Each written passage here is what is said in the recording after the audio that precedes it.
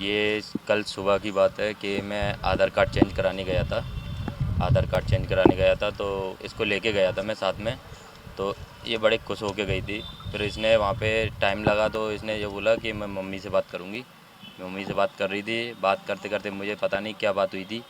फिर इसने ये बोला था कि जीजा जी आए हैं तो मेरे को घर ले चल रहे हो क्या।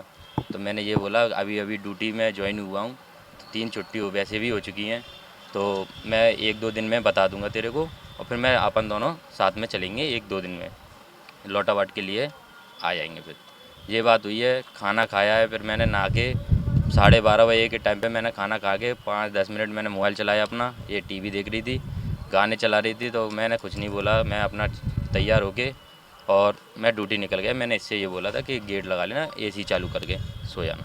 मैंने ये बात बोली है बस, और कुछ अब ऐसी बात नहीं है। क्या नाम है, कब शादी हुई थी? मेरी 10 फरवरी को शादी थी, 10 फरवरी की। सोनम नाम था उसका। क्या वजह क्या सामने आपकी जानकारी में थी, किस तरीके से? कोई वजह नहीं थी। कोई रिचार्ज की बात सामने आ रही है? रिचार्ज का कोई वो नहीं था, क्योंकि मैंने उसके लिए सुविधा कर रखी थी सब। क्योंकि मैंने मोबाइल भी दिया था उसको, एसी भी लगवा दी थी मैंने। हाल क्या गर्मी भी बहुत पड़ रही है, इसलिए मैंने एसी भी लगवा दी। वाईफाई का जो भी था मैंने वाईफाई भी लगवा दिया था घर पे।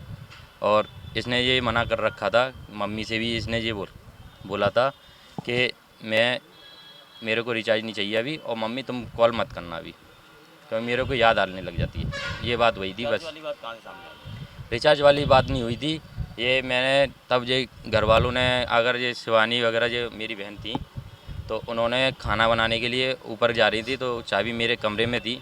तो उन्होंने गेट खटखटाया था, तो इन्हें सुना नहीं था।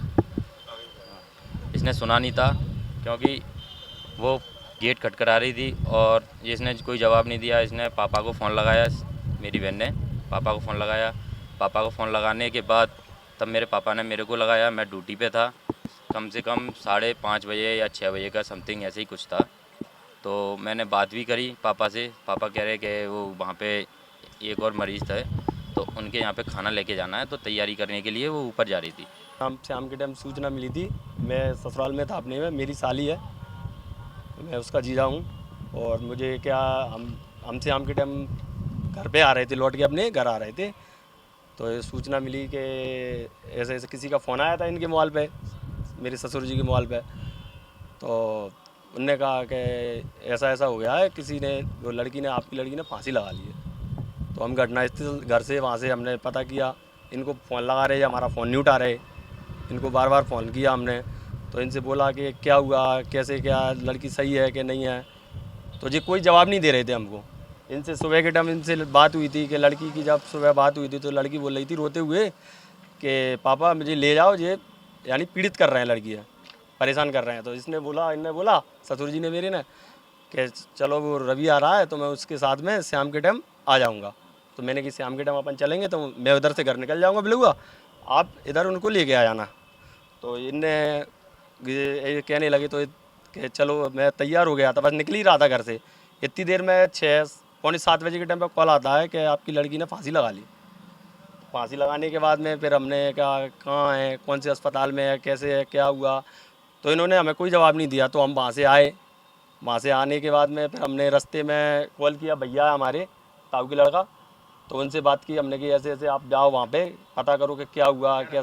हाँ, इनने तो हमें कुछ नहीं बताया। क्या नाम है लड़की की, कब शादी हुई थी? लड़की की शादी हुई थी 11 फरवरी को, सोनम नाम है लड़की का। क्या लग रहा है? हाँ, लड़की क्या परेशान करते थे, शुरू से ही ये बोल रहे थे कि तूने हमारे लिए कुछ नहीं दिलाया, और मैंने खुद अपने हाथों से सामान दिलाया था इसको। ये कह रहा था कि मेरे लिए ब्लड गाड़ी मांग रहा था। हमने इनने की कि हमारी इतनी क्षमता नहीं है। दूसरे सामने वाले इनने, बगल में एक ज़मींदार है, उससे ब्याज पे पैसे लेके उसकी शादी की, लड़की की, कर्ज से पैसे लिए, अभी भी उसका कर्ज है। अब क्या चाहते हैं आप? अब क्या चाहते हैं, हमें न्याय चाहिए, और क्या चाहिए। देखिए, एक प्रकरण सामने आया है। इसमें एक नवविवाहिता हैं, सोनम रजक, जिनकी अभी फरवरी माह में ही शादी हुई थी, जो कि गोसीपुरा मुरैना के रहने वाले हैं। और ये जो लड़की है, ये जो मृतका है, इनका मायका मुरैना में है। इनका कुछ विवाद हुआ, संभवतः रिचार्ज न कराने को लेकर या कुछ अन्य बात से इनका विवाद हुआ। इससे ये अपने कमरे में चली गई, और परिजनों का कहना है कि वहाँ इन्हें फांसी भी लटकी हुई मिली।